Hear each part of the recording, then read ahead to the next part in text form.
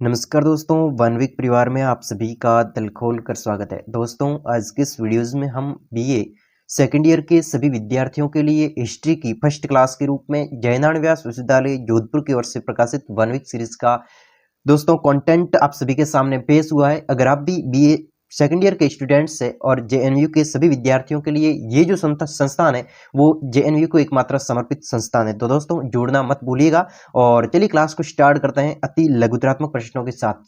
लघुतरात्मक प्रश्नों के साथ में फर्स्ट सवाल आप सभी के सामने पेश हुआ है। दोस्तों, ये जो क्लास है बीए सेकंड ईयर के लिए है और रेगुलर पेश होती रहेगी।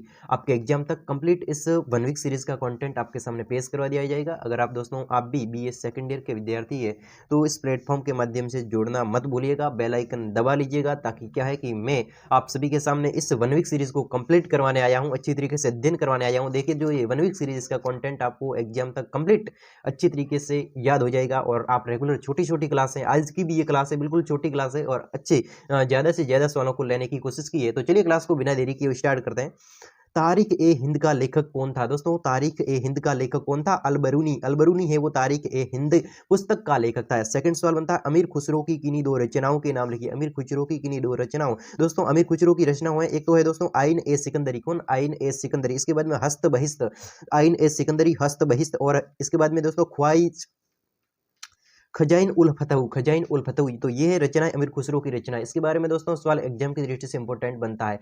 थर्ड सवाल बनता है कि दीवान को ही किस विभाग का नाम था? दीवान को ही ये किस विभाग का नाम था? तो दीवान को ही ये कृषि विभाग का नाम था। किसका था? कृषि विभाग का नाम था। दीवान को ही ये कृषि विभाग का नाम था। ठीक है। इसके बाद में अगला सवाल बनता है कि जौनपुर नगर किस सुल्तान द्वारा बसाया गया? जौनपुर नगर किस स्थान द्वारा, किस सुल्तान के द्वारा बनाया गया, किस राजा के द्वारा बनाया गया? तो जौनपुर नगर है, इसकी स्थापना फिरोज शाह तुगलक के द्वारा, किसके द्वारा? फिरोज शाह तुगलक के द्वारा जौनपुर नगर की स्थापना की गई। इसके बाद में पांचवा सवाल बनता है कि बहमनी साम्राज्य का संस्थापक कौन था? बहमनी साम्राज्य का संस्थापक कौन था? तो कौन था? बहमनी साम्राज्य का संस्थापक अलाउद्दीन हसन बहमन शाह था। कौन था? अलाउद्दीन हसन बहमन शाह। अलाउद्दीन हसन बहमन शाह ये था बहमनी साम्राज्य का संस्थापक माना जाता है। इसके बाद में शेरशाह का मकबरा कहाँ पर स्थित है? शेरशाह का मकबरा कहाँ पर स्थित है? दोस्तों, शेरशाह का जो मकबरा है वो सासाराम बिहार में स्थित है। शेरशाह का मकबरा कहाँ पर स्थित है? सासाराम बिहार में स्थित है। इसके बाद में सातवां सवाल बनता है कि हजारा प्रथा, ठेकेदारी प्रथा का प्रचलन किस मुगल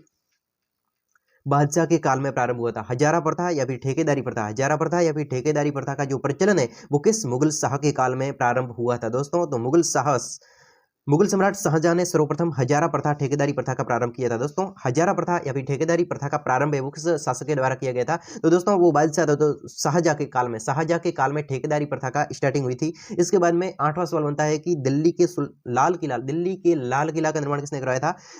लाल किला का निर्माण किस मुगल बादशाह के द्वारा कराया गया था? दोस्तों, किस शासक के द्वारा किया गया था? बिल्कुल शाहजहां के द्वारा लाल किला, दिल्ली के लाल किले का निर्माण किया गया था। इसके बाद में नौवां सवाल बनता है कि सल्तनत कालीन ऐतिहासिक स्रोतों में से किन्हीं दो स्रोतों के नाम, सल्तनत कालीन स्रोतों में से किन्हीं दो स्रोतों के, सल्तनत कालीन दो स्रोतों के नाम लिखने एग्जाम की दृष्टि से इंपॉर्टेंट क्वेश्चन बनता है। देखिए, हसन निजाम द्वारा लिखित ताज उल मासिर, ताज उल मासिर, हसन निजाम द्वारा लिखित ताज उल मासिर। तो ये क्या है? सल्तनत कालीन ऐतिहासिक स्रोत है, हसन निजाम के द्वारा लिखा गया ताज उल मासिर। इसके बाद में मिनहाज उल सिराज के द्वारा लिखा गया तबकात ए नासिरी, तबकात ए नासिरी। इसके बाद में दोस्तों 10वां सवाल बनता है, मोहम्मद गिरी ने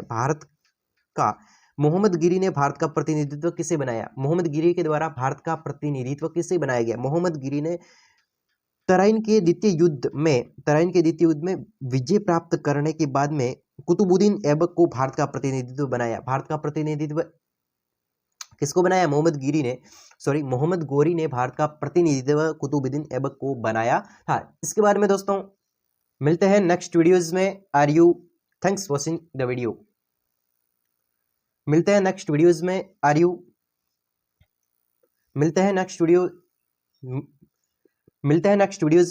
are you regular attend the video.